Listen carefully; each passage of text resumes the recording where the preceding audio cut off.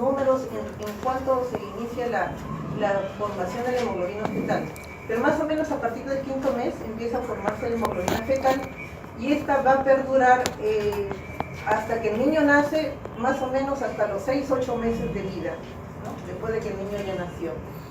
Y, o sea, el niño nace con aumento de la hemoglobina fetal y después empieza la hemoglobina del adulto empieza a formarse en el tercer trimestre, ¿no? de gestación. Entonces, pero en pocas cantidades. Y de ahí va declinando, ya con el nacimiento declina la hemoglobina fetal y va aumentando la hemoglobina del adulto, ¿no? Entonces, más o menos la hemoglobina fetal entre los 6 a 8 meses ya debe estar prácticamente en los valores normales del adulto, ¿no? Bueno, la siguiente. Entonces, ¿qué son las hemoglobinopatías? Las hemoglobinopatías son alteraciones de la hemoglobina, son defectos hereditarios, genéticos, que cuando hay un defecto en la síntesis, ya sea parcial o total, de la cadena de globina, se llaman talasemias, ¿no? Y cuando hay un defecto en el orden de un aminoácido, o sea, cuando un aminoácido se cambia por otro, son las hemoglobinopatías de tipo estructural, ¿no? La siguiente, y ahí tenemos como ejemplo de las hemoglobinopatías estructurales, tenemos la hemoglobinopatía S o la hemoglobinopatía C. Entonces vamos a hablar primero qué son las talasemias, ¿no? Entonces las talasemias, como ya expliqué, son alteraciones genéticas de los genes de globina, donde va a haber una síntesis parcial o total de una de las cadenas de globina, ¿no? Entonces, de ahí su nombre, si el problema está en las globinas de tipo alfa, se llamará talasemia alfa, ¿no? Y si el problema está en la síntesis de la globina beta, entonces será talasemia beta. La siguiente. No, entonces ya hemos dicho que es un defecto en la síntesis de una o varias cadenas de globina normales, ¿no? Generalmente muestra un patrón autosómico dominante y la frecuencia dentro, ¿dónde más vemos este tipo de hemoglobinopatías? Sobre todo en gente que vive en Europa, ¿no? En gente del Mediterráneo, África, Asia. Y generalmente está también donde hay una alta prevalencia de paludismo, ¿no? Lo que sucede en realidad, en realidad todos los problemas en las anemias hemolíticas adquiridas, en realidad es una ventaja tener esa hemoglobinopatías o esos problemas de hemólisis. ¿Por qué? Porque no permite la supervivencia del parásito dentro del glóbulo rojo, ¿no? Entonces, y está correlacionado, ¿no?, con las zonas donde hay paludismo endémico, ¿no? Porque como el glóbulo rojo se lisa, se hemoliza, se rompe, entonces no permite al parásito, ¿no?, seguir su ciclo normal dentro del glóbulo rojo. Ya, entonces, ¿qué es lo que pasa? Cuando hay una disminución, ya sea en la síntesis de la cadena globínica, se altera un equilibrio, ¿no?, entre las cadenas alfa y beta, ¿no? Entonces, ¿qué se va a producir? Una acumulación intracelular de una de las cadenas. O sea, si falta una, la otra cadena se sigue produciendo de tal manera de que se acumula tanto que precipita dentro del glóbulo rojo, lo que produce su lisis, ¿no? Entonces va a haber una eritropoiesis ineficaz, ¿no? Va a haber eritropoiesis ineficaz y va a haber lisis del glóbulo rojo. La siguiente. Entonces, ¿qué es la beta-talasemia? En cuanto a las beta-talasemias, que son defectos en la síntesis de la globina beta, entonces esto se debe a que si es el defecto es mucho mayor si el sujeto es homocigoto, ¿no? Si es homocigoto. O sea, en los sujetos homocigotos vamos a ver la beta-talasemia mayor, ¿no? Entonces, en esta beta-talasemia mayor por lo tanto el cuadro clínico va a ser mucho más severo, ¿no? Va a ser mucho más severo que las talasemias de tipo menor que se ven en los pacientes que son heterocigotos. ¿No? Entonces en estos hay exceso de, por lo que no hay no hay cadenas beta, entonces hay exceso de cadenas alfa, ¿no? Hay exceso de cadenas alfa, estas cadenas van a precipitar en los eritroblastos y va a producir hemólisis por eritropoiesis significativa. La siguiente. Entonces, como ustedes ven acá, tenemos que las cadenas beta dependen del cromosoma, no tienen en el cromosoma, aquí tenemos el cromosoma 11, no tiene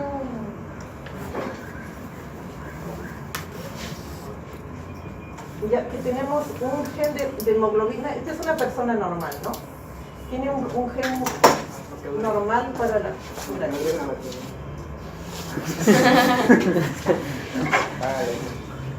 Tiene un gen normal, ¿no?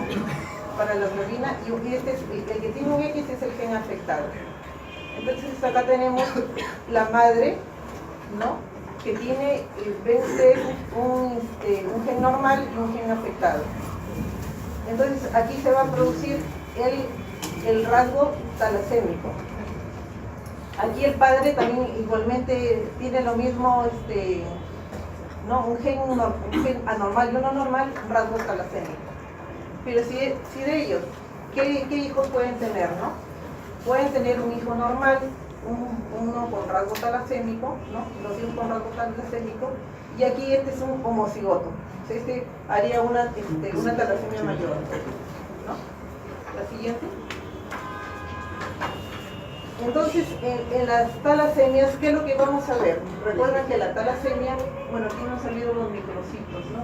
O sea, hay microcitosis e hipocromía. Y en algunos casos se pueden ver dianocitos, que son células en blanco de tiro, o glóbulos rojos con un punto en el centro, ¿no? Son dianocitos, ¿no? Pero la principal característica es la microcitosis e hipocromía, por eso hay que diferenciar con la anemia ferropénica, ¿no? La siguiente. Entonces, como les había dicho, la beta-talasemia menor es un estado heterocigoto, ¿no? Como hemos visto en el anterior. Entonces, hay anemia microcítica e hipocrómica, pero las anemias aquí generalmente son leves, ¿no? En la talasemia mayor, generalmente el paciente tiene menos de 5 gramos de hemoglobina. Los cuadros son muy severos, ¿no? Y acá siempre hay aumento de la hemoglobina A2, ¿no? La siguiente. Bueno, igual para ver la microcitosis, ¿no? Microcitosis. Esferocitos se pueden ver ocasionalmente, pero vamos a ver que los esferocitos los vemos en la esferocitosis hereditaria o también las anemias hemolíticas de tipo autoinmune, ¿no? O sea, no son patognomónicos de esferocitosis. La siguiente. Entonces, ¿cómo hacemos generalmente, ¿cómo sospechamos la talasemia? Generalmente es un paciente que ya tiene antecedentes familiares, ¿no? O la raza, la procedencia, de repente tiene familiares que proceden del Mediterráneo, ¿no? Si es beta-talasemia mayor, lógicamente el paciente va a tener un cuadro hemolítico muy intenso. Generalmente empiezan a aparecer el cuadro clínico a partir de los primeros meses de vida. A partir de los 6 meses empiezan a hacer anemias hemolíticas muy severas, ¿no? Y porque como hay una médula ósea muy activa, entonces va a haber una deformación tanto de los huesos de la mandíbula como el de los cráneos, que aquí se ve en el cráneo en cepillo, ¿no? Que es por una médula ósea que siempre está funcionando, ¿ves? Porque la médula ósea se hiperplasia hasta 8 veces y siempre está en ese mismo. Entonces, como la médula ósea saben que es intra ósea, entonces tanta hemólisis al final afecta el hueso, se expande, ¿no? Y le da este aspecto en cepillo. igualmente en las regiones mandibulares, ¿no? Y en la talasemia mayor también hay problemas, por lo mismo hay problemas en el crecimiento, ¿no? Y también hay úlceras maleolares, pueden haberse úlceras mayores, ¿no? Entonces eso, y aparte, ¿qué otro? Ya laboratorialmente vamos a ver una anemia microcítica hipocrómica, y lo que va a marcar es la reticulocitosis. La ferritina o la hemosiderina generalmente están elevadas, a diferencia de la anemia ferropénica, ¿no? Va a haber, porque incluso en estos pacientes puede haber hemocromatosis, ¿no? ¿Y por qué se produce hemocromatosis? Porque generalmente son pacientes politransfundidos. Y como hay alteraciones en la formación de la hemoglobina, lo que hace el cuerpo es aumenta la absorción del hierro, ¿no? Entonces eso contribuye a la hemocromatosis. Entonces la hemocromatosis se ve generalmente que afecta el miocardio, ¿no? Y las glándulas paratiroides y el hígado. Generalmente esos son los órganos que más, con mayor frecuencia se ve hemocromatosis. Entonces estamos viendo, y la presencia de vianocitos, que son las células en blanco de tiro. Y en la electroforesis de hemoglobina, pues nos va a decir, ¿no? Que hay presencia de hemoglobina A2, hay aumento de hemoglobina A2 y hay aumento de la hemoglobina fetal, ¿no? Y como hemos explicado, hay aumento de la hemosiderina en la médula ósea, y puede haber también maduración megaloblástica, porque ya hemos visto en la clase de anemia megaloblástica, en las anemias hemolíticas crónicas hay mucho consumo de ácido fólico, entonces se puede complicar con anemia megaloblástica, ¿no? La siguiente. Entonces la electroforesis de hemoglobina, en la telicemia hay ausencia de la hemoglobina A, ¿no? ¿Por qué? Porque no hay las cadenas beta, ¿no? Hay aumento de la hemoglobina fetal en un 10 al 90%, la hemoglobina A2 puede estar normal, baja o incrementada. Y en la beta talasemia mayor hay presencia de hemoglobina A y aumento de la hemoglobina A2. La siguiente. Entonces, ¿cuál es el tratamiento de la talasemia? En general, a todos los pacientes con anemia hemolítica, si es que son anemias muy severas, de hecho, pues tienen que transfundirse, ¿no? Sobre todo en la beta talasemia mayor, porque pacientes hacen 2, 4 de hemoglobina, entonces los pacientes tienen que transfundirse. Y también otra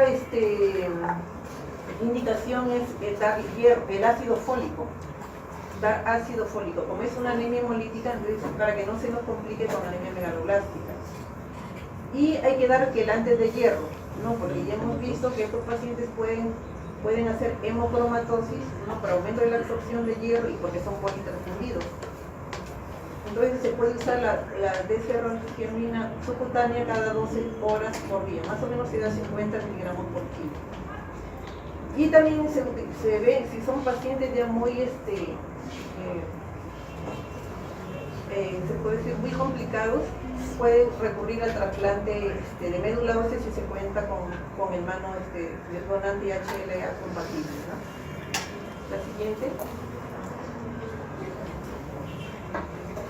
Entonces, aquí pasamos a la alfa talasemia, o sea que hay deficiencia, ya sea parcial o total de las talasemias, de las cadenas alfa de la hemoglobina, ¿no? Entonces se caracteriza por síntesis de un exceso de cadenas gamma durante el periodo fetal y de cadenas beta después del nacimiento, ¿ya? Vemos que las cadenas alfa se empiezan a sintetizar desde más o menos desde terminando el primer trimestre empiezan a sintetizarse las cadenas alfa con la hemoglobina, que es la hemoglobina embrionaria, que es la Bower 2, que tiene 2 cadenas alfa y 2 cadenas Epsilon, ¿no? Entonces, durante el periodo fetal, las cadenas gamma en exceso van a formar homotetrámeros llamados hemoglobina Barr, hemoglobina que después del nacimiento desaparecen y son sustituidos por homotetrámeros beta o hemoglobina H. ¿Ya? Tanto la hemoglobina H como la hemoglobina BAF pueden evidenciarse electroforéticamente. Entonces, cuando no hay cadenas, no hay síntesis de cadenas alfa, lo que van a predominar son las cadenas gamma en el periodo fetal, ¿no? Que son las que más se sintetizan porque son parte de la hemoglobina fetal, ¿no? Y cuando ya nacen, como ya hay producción de cadenas beta, entonces se van a producir en forma muy elevada las cadenas beta y van a formar tetrámeros de cadena beta, y a eso se llama hemoglobina H, hemoglobina H. ¿Ya? Entonces, al igual que la beta talasemia, la alfa talasemia puede presentarse en diferentes formas clínicas que son expresión de un diferente genotipo. La siguiente. Entonces, a diferencia de las cadenas beta, la cadena alfa está involucrado el cromosoma 16, ¿no? Entonces, aquí las cadenas alfa depende, en realidad, una persona normal en realidad tiene 4 locus para la síntesis de cadena alfa, ¿no? Por ejemplo, acá tenemos un gen normal, ¿no? Y un gen defectuoso, ¿no? De un solo, se puede decir, de una sola persona, perdón, de un solo padre, ¿no? Un padre aporta 2 genes, o sea, aquí tenemos los cromosomas completos, se puede decir, ¿no? Entonces, acá tenemos que de los 4 genes, solamente hay uno que está defectuoso, ¿no? Este se llama portador silente. Este es un portador silente. Aquí en el padre, por ejemplo, tenemos 2 genes defectuosos y 2 buenos, ¿no? Este es el rasgo talasémico, se llama rasgo talasémico. ¿Ya? Entonces, si estas dos personas se unen, van a tener un niño, por ejemplo, con rasgo talasémico. Ahí está, este paciente va a tener una hemoglobina H, porque tiene, si ustedes ven, tiene 3 genes defectuosos, ¿no? Se llama hemoglobina H. Aquí van a ser, este es un niño normal, porque todos los genes los tiene los 4 genes los tiene normales, ¿no? Y aquí es un portador silente, ¿no? Porque solamente tiene un gen defectuoso. La siguiente. Entonces, a diferencia de la beta talasemia, la alfa talasemia, por eso se manifiesta incluso antes de nacer, porque ya las cadenas alfa forman parte de las hemoglobinas tanto fetales como adultas. Hemos visto que hay, incluso desde las hemoglobinas embrionarias, ya hay una, la Epsilon 2, perdón, la Bower 2 ya tiene cadenas alfa, ¿no? Ya tiene cadenas alfa. Entonces, es la primera que se manifiesta, incluso ya antes de que nazca el niño ya está presente la alfa talasemia. Ya, entonces, la expresividad clínica, el cuadro clínico, ¿de qué va a depender? Depende de la naturaleza de la lesión. Por eso se clasifican en 4 grandes grupos. Aquí, lo que hemos visto en el gráfico anterior, solamente hay un gen anormal. Un gen anormal, este se llama portador silente. Aquí hay 2 genes anormales. Eso se llama rasgo talasémico. Aquí tenemos 3 genes anormales, ¿no? O hemoglobina H. Y aquí los 4 genes, o sea, prácticamente son anormales. No, es el hidrofetalis. En el hidrofetalis, o sea, es incompatible con la muerte. El niño nace, o sea, ya nace muerto. Perdón, con la vida. No, el niño nace muerto, porque prácticamente todos los genes de la... no tiene genes de hemoglobina. La siguiente.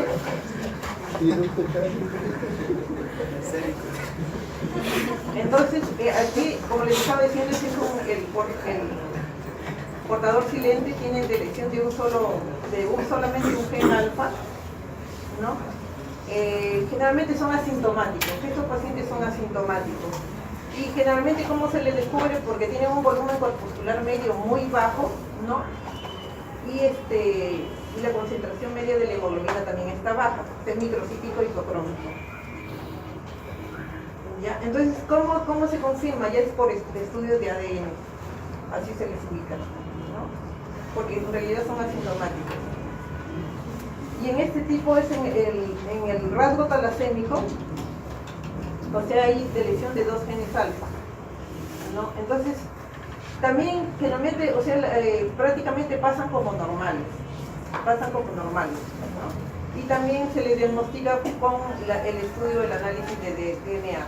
Y el hidrofetalis son los que le faltan los cuatro genes, ¿no? Es incompatible con la vida, ¿no? La siguiente. Y la hemoglobina H es aquel paciente que le faltan los 3 genes, ¿no? O sea, 3 genes defectuosos. Entonces tiene se puede decir el que hace la hemólisis más severa, ¿no? O sea, hay signos de hemólisis crónica con esplenomegalia. Aquí se pone en manifiesto la hemoglobina H, ¿no? Por ejemplo, en la tinción de azul con cristilo brillante vamos a ver los precipitados intraeritrocitarios, que son, no sé si han visto ustedes en laboratorio, los cuerpos de Heinz. ¿Ya? Y la electroforesis de hemoglobina, que va a mostrar una fracción de hemoglobina H, ¿no? Y cantidades variables de hemoglobina bajo. Recuerda que la hemoglobina H es un tetrámero de cadenas beta, la hemoglobina VAR es un tetrámero de cadena gamma, ¿no? Entonces, la hemoglobina 2 casi siempre se halla disminuida y nunca se observa aumento de la hemoglobina fetal, ¿no? Entonces, con el análisis de DNA va a poder identificar este tipo de talasemia. ¿La siguiente? Entonces, ahora pasamos a las hemoglobinas estructurales. Entonces, en resumen, en las talasemias son defectos en la síntesis de las, ya sean parciales o totales de las cadenas, ya sean alfa o beta, ¿no? En lo que son las beta-talasemias, el cuadro clínico va a depender si el paciente es homocigoto o es heterocigoto. Si es homocigoto, se va a dar el cuadro de talasemia mayor, y si es heterocigoto, el cuadro de talasemia menor. Y en lo que respecta a las alfa-talasemias, el cuadro clínico va a depender de los genes anormales, que son, o sea, son los 4 genes, ¿no? Que son responsables, se puede decir, de las cadenas alfa, ¿no?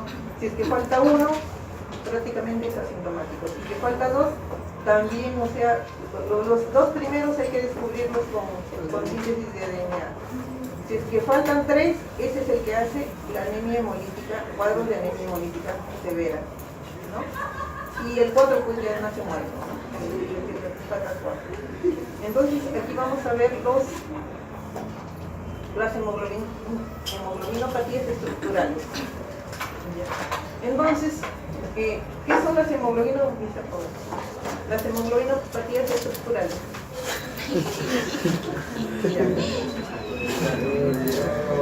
Entonces, sabemos que las cadenas de globina es como por decir un rosario de aminoácidos, ¿no? Entonces, cuando de repente un aminoácido se cambia por otro, se va a producir la alteración estructural de la hemoglobina, ¿no? La siguiente. Entonces, así tenemos, por ejemplo, en la hemoglobina, en los síndromes drepanocíticos o hemoglobina S, ¿qué es lo que sucede? Es debido a la sustitución del ácido glutámico en la posición 6 de la cadena beta por valina, ¿ya? Entonces, con la cual hay una sustitución de adenina por timina en el código de ADN. ¿No? Esto es el hemoglobina S. No sé si hay una hemoglobina que es similar, o sea, en el mismo sitio se cambia el ácido glutámico por lisina y da lugar a la hemoglobina C, pero que es mucho más rara, ¿no? Es mucho menos frecuente. ¿Ya? Entonces, ¿qué es lo que sucede? En las moléculas de desoxihemoglobina S se agregan ordenadamente formando microtúbulos en forma helicoidal debido a esto surge la forma de Hoz del eritrocito. Es frecuente en raza negra. África tiene una prevalencia de un 40%, ¿no? Y blancos del Mediterráneo. Entonces, ¿qué es lo que sucede? La mayor causa de falsa información es la disminución de la tensión de oxígeno, ¿no? Para que se produzca la falsa información. Entonces, cuando disminuye la tensión de oxígeno, la hemoglobina, solamente por ese cambio que ha tenido, al producirse la baja tensión de oxígeno, se va a polimerizar. ¿Qué significa eso? Que los haces de hemoglobina se colocan encima unos de otros, formándose unos microtúbulos alargados. Entonces, al producirse eso, ¿qué es lo que hacen al glóbulo rojo? Lo alargan, ¿no? Lo alargan, y eso le da la forma de hoz o forma de platanito, ¿no? Entonces, estos glóbulos rojos son muy adherentes entre sí. Entonces, como son muy adherentes, ¿qué es lo que van a producir? Se van a comportar como microcoágulos, ¿no? Entonces van a taponar los pequeños capilares de la circulación, y al taponar los pequeños capilares de la circulación, ¿qué van a producir? Disminución del oxígeno, hipoxia, isquemia, infarto, ¿no? Y después del infarto, ¿qué viene? La cicatrización, ¿ya? Y al producirse la hipoxia en los tejidos, ¿qué es lo que va a producir? Dolor. Entonces, esta es la anemia. Cuando vean ustedes anemia hemolítica con crisis de dolor, tienen que sospechar en hemoglobina ¿no? O sea, en anemia drepanocítica. Anemia hemolítica más crisis de dolor. La siguiente. Entonces, la hemoglobina S puede ser igual como en la beta-talasemia o CSB, si es heterocigoto o hemocigoto, ¿no? Entonces, los heterocigotos generalmente son asintomáticos, ¿no? Y los que hacen en sílex son los hemocigotos, homocigotos, ¿no? Entonces, si yo tengo un paciente que generalmente cursa con problemas de hemólisis, ustedes ya saben que es hemólisis, ¿no? Anemia, ictericia, esplenomegalia. Y si a eso se aúna cuadros de dolor, generalmente los niños, los dolores ocurren más en los brazos o en las piernas, ¿no? Entonces, lo primero que se me va a ocurrir, pues, es una anemia drepanocítica, ¿no? Una anemia hemolítica de tipo drepanocítico o hemoglobina S, ¿no? Entonces, para esto, ¿cómo lo confirmo? ¿Con qué estudios? ¿No? Primero, bueno, ya en la anamnesis hay que buscar antecedentes familiares, ¿no? Dicen los padres, ¿no? La procedencia del paciente, ¿no? Y en la lámina periférica lo que vamos a observar son los glóbulos rojos en forma de hoz o en platanito o en media luna, ¿no?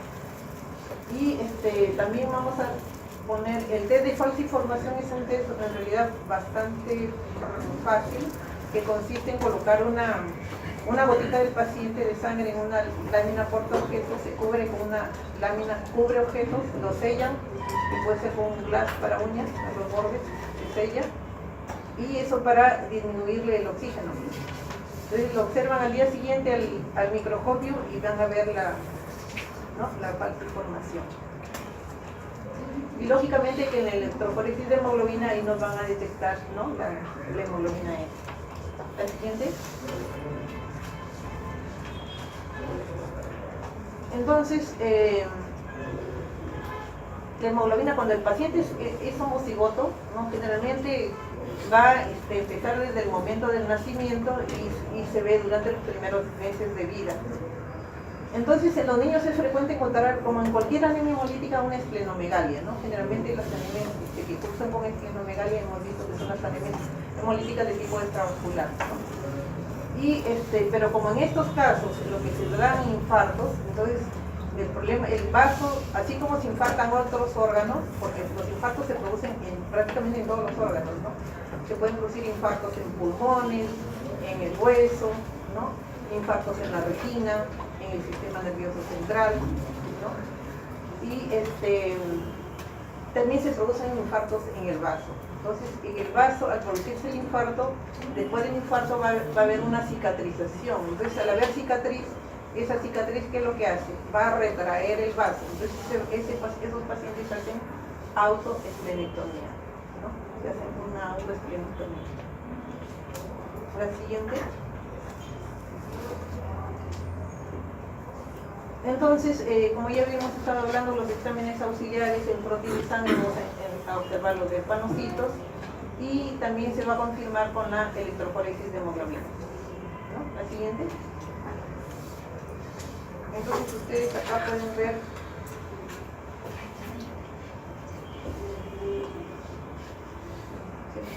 acá ven. Pueden ver los glóbulos rojos en forma de media luna, ¿no? Aquí pueden ver, ¿no? En forma de platanito de media luna, ¿no? Y también pueden ver por la ruptura esquistocitos, ¿no? Que son glóbulos rojos rotos, ¿no? Y pueden ver también, como es una anemia hemolítica, policromatofilia. Aquí ven un glóbulo rojo medio violeta, ¿no? O sea, glóbulos rojos de diferente color, policromatofilia. ¿Ya? La siguiente. Entonces, son frecuentes dos tipos de complicaciones.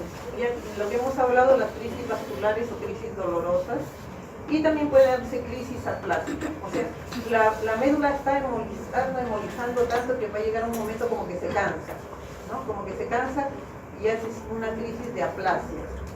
O también esta aplasia puede estar también asociada cuando hay infecciones por parvovirus, por ejemplo, B19. ¿No? O por ejemplo cuando hay deficiencia de ácido fólico, ¿no? La siguiente. Entonces, el tratamiento igual, no existe un tratamiento, o sea, específico.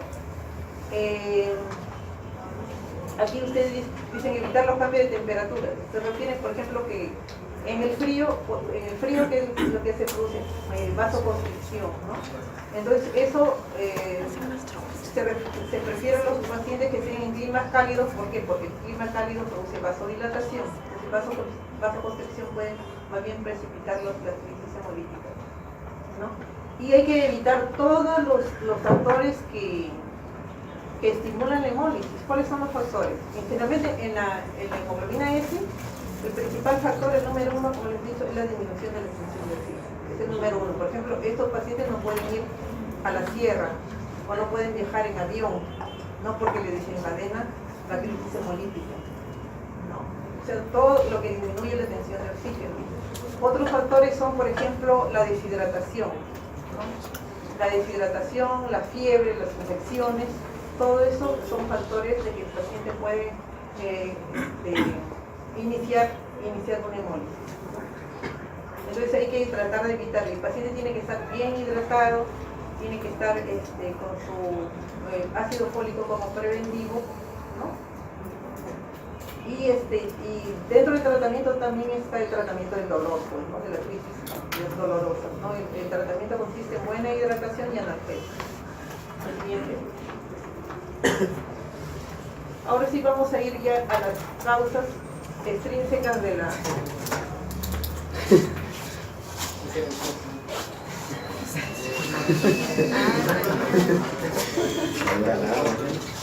Bueno, ¿cómo saber si un paciente tiene una anemia hemolítica adquirida, ¿no? O sea, cuando ustedes tengan un paciente que tenga, no, que curse con anemia, ictericia y de repente splenomegalia, ¿no? Que es la triada de la anemia hemolítica, que a veces no están los tres factores, ¿no? A veces puede ver con anemia, ictericia y ya vamos a sospechar en anemia hemolítica, ¿no? Entonces, pero siempre les digo que a la anemia hemolítica hay que ponerles un apellido, ¿no? O es congénita o es adquirida, ¿no? Entonces, en la anemia, para saber si es una anemia hemolítica congénita, biológicamente tienes que, los cuadros hemolíticos generalmente presentan desde la niñez temprana, ¿no? Son episodios de hemólisis y periodos asintomáticos, entre comillas, ¿no? La hemólisis, ¿por qué cuadros de hemólisis? ¿Por qué? Porque en nosotros periodos la médula ósea como que compensa y el paciente pasa como asintomático, ¿no? Pero cuando la médula ósea no puede compensar el tal grado de hemólisis, entonces ahí se ve la anemia, ¿no? Se ve la anemia y se ve la ictericia, ¿no? Entonces, ¿qué más preguntar en el paciente? Los antecedentes familiares, lógicamente, ¿no? Generalmente vamos a encontrar antecedentes familiares, hay que preguntar raza, ¿no? La raza, antecedentes quirúrgicos, ¿no? Si ha sido estrenectomizado, si ha sido colecistectomizado, de repente algún familiar, ¿no? Entonces, con eso ya nosotros vamos a irnos formando una idea de que posiblemente esa anemia hemolítica, si es que tiene esas características, puede ser una anemia hemolítica congénita. Pero si es un paciente que viene con la triada y atrás no hay nada, o sea, no hay antecedentes familiares, no encuentran nada, entonces lógicamente que este es un paciente con anemia hemolítica adquirida, ¿no? Entonces, las anemias hemolíticas adquiridas generalmente son de aparición repentina, ¿no? O repentina, atrás no hay nada. ¿Y por qué dice realizar prueba de PUN directa? Porque de las anemias hemolíticas adquiridas, la causa más común, la primera causa en frecuencia de anemia hemolítica adquirida son las anemias hemolíticas autoinmunes por anticuerpos calientes, ¿no? Esa es la más frecuente.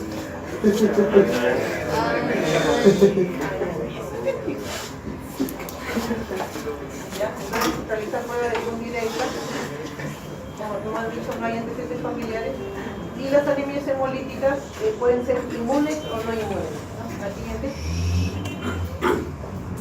Entonces ya todos conocemos la prueba de PUN, ¿no? En la anemia hemolítica autoinmune, ¿qué es lo que vamos a ver? Son anticuerpos generalmente de tipo IgG que van a estar recubriendo el glóbulo rojo. Y el test de PUN es un anticuerpo, ¿no?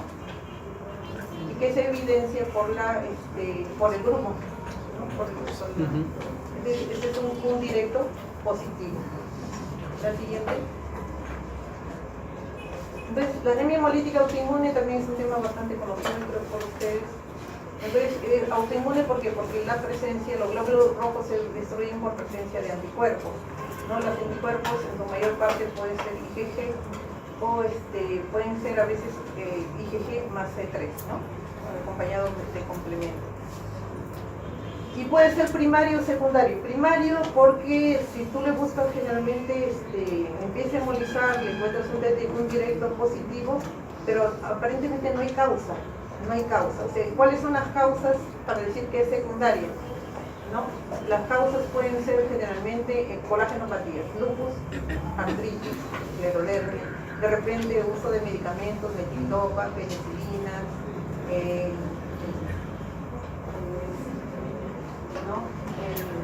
VIH es puede haber como reacción cruzada, puede haber una anemia hemolítica de tipo secundario.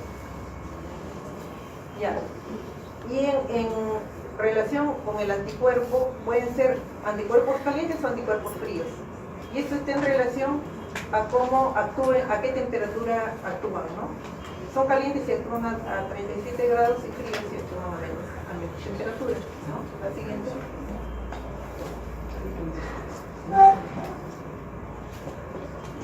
Entonces, lo que se ve acá es para enseñarle básicamente la presencia de esferocitos. O sea, como habíamos dicho, los esferocitos, que son glóbulos rojos pequeñitos sin palidez central, ¿no? No son patognomónicos de la esferocitosis. También se ven en anemias hemolíticas de tipo inmunes. La siguiente. Y aquí para ver una especie de aglutinación, ¿no? Que no solamente se ven aglutininas frías, sino también lo podemos ver en las anemias hemolíticas por anticuerpos calientes, ¿no?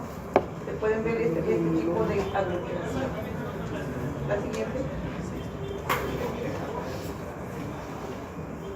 Bueno, en cuanto a la anemia hemolítica autoinmune puede aparecer en cualquier edad, pero es más frecuente en los adultos.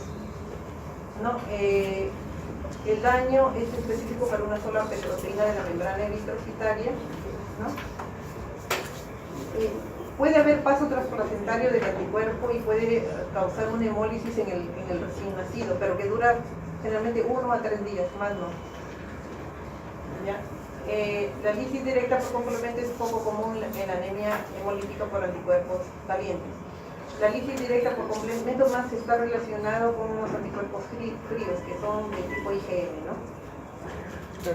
Entonces, los macrófagos tienen receptores para la superficie, ¿no? Para captar los eritrocitos recubiertos por inmunoglobulinas IgG o fragmentos de C3 y C4b. ¿Lo siguiente? Entonces la clínica es común, generalmente en esos pacientes lo que se ve es una anemia hemolítica de tipo extravascular, ¿no? Hay anemia, icteritis, splenomegalia, ¿no? Y la anemia está en relación al grado de hemólisis. Generalmente estos pacientes, he tenido pacientes que me vienen con 1 o 2 de hemoglobina, con 2 de hemoglobina. La siguiente. Entonces, en cuanto la anemia, como digo, pueden haber anemias demasiado severas, ¿no? O pueden ser pacientes, por ejemplo, que recién empezó a hemolizar, ¿no? Y te vienen a la consulta, por ejemplo, con 6, 7 de hemoglobina, ¿no? Hay policromatofilia, que ya hemos visto que hay policromatofilia, significa que hay diferencia de color en los glóbulos rojos. ¿Y eso por qué? Porque hay aumento de los reticulocitos y hemos visto que el más importante para ver anemia hemolítica es el recuento de reticulocitos, ¿no? Entonces hay policromatofilia, puede haber punteado basófilo, que son restos de RNA, ¿no? Son glóbulos rojos inmaduros, se está agotando la médula ósea. Hay esferocitos, reticulocitos, y puede haber también la médula ósea, como si hiperplasia mucho, pues bota glóbulos rojos con núcleos, ¿no? La siguiente. Entonces ahí para que vean los esferocitos, ¿no? Hay policromatofilia, como ustedes ven son glóbulos rojos de diferente color, policromatofilia. La siguiente. Entonces, en la médula ósea lo que van a ver es una médula ósea hipercelular a expensas de la serie eritroide. La serie eritroide está hiperplasiada, ¿no?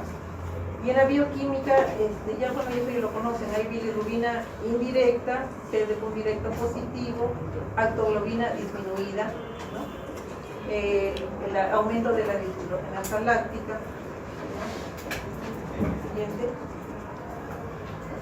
En cuanto al tratamiento, también lo conocen bien ustedes. Si es una anemia, yo diría más de 5, y generalmente los pacientes que tienen más de 5 de hemoglobina, yo les empiezo con prednisona, ¿no? Usamos de 1 a 2 miligramos por kilo día, ¿no? Hasta que la hemoglobina se normalice. Una vez que se normalice, se va retirando la prednisona, no se le puede retirar de golpe.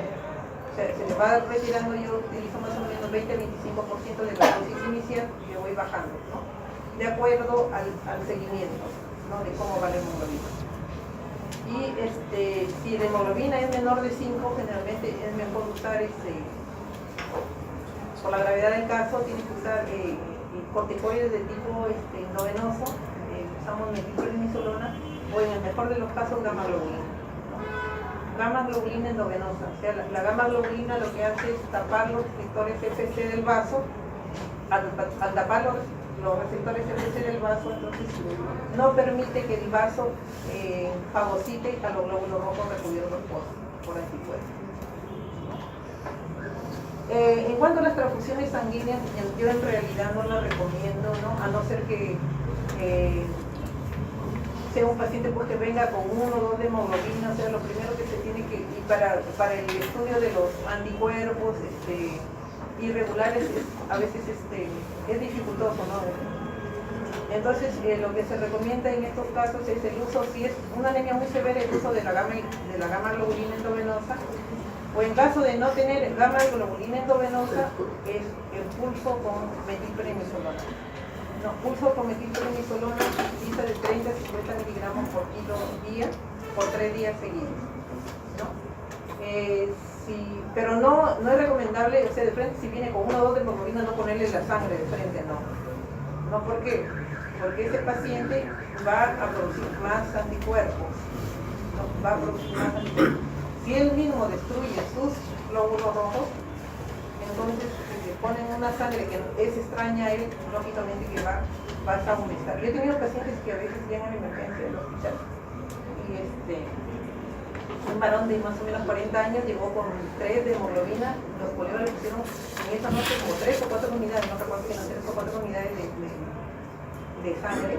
Mejoró inicialmente con, y tenía todo el cuadro de anemia hemolítica, anemia interista, ¿no? Y mejoró inicialmente el primer día y falleció al día.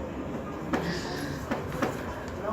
Es que al comienzo pues con la hemoglobina, con los glóbulos rojos, aparentemente le sube, pero después se espera la respuesta del cuerpo, ¿no? Entonces, en lugar de 3, pues se bajó a 1 o menos de 1, ¿no? Porque aumenta la hemólisis. Entonces, en esos pacientes, lo primero que tienen que hacerlo, si es que está muy grave el caso, primero ponerle un pulso, por decir, de metilprednisolona, que te va a controlar, disminuir la producción de anticuerpos, y después, si gusta, ya le puedes poner un paquete globular, pero se elegiría el paquete globular el más compatible posible, porque todos los paquetes globulares van a salir incompatibles, ¿no? En esos pacientes. Ya, en cuanto a la esplenectomía, bueno, hay una escalera, ¿no? El primer escalón son corticoides. El segundo escalón, si el paciente no responde, hay pacientes que no responden a nada al corticoide. El segundo escalón sería la esplenectomía. Y si como ustedes ven, es eficaz en un 70%, ¿no? Pero si no responde la esplenectomía, ya el tercer escalón ya sería el tratamiento inmunosupresor. Pero ya los que no responden a la esplenectomía, el pronóstico no es bueno, ¿no? El pronóstico malo. Y de los inmunosupresores que usamos, generalmente son ciclofosfamida o vincristina o azacitidina, ¿no? O el rituximab también, porque el rituximab tiene otros efectos que puede producir inmunodepresión. Siguiente. Y dentro de las anemias hemolíticas no inmunes, son otros, tenemos por fragmentación mecánica, por ejemplo, las anemias hemolíticas cardíacas.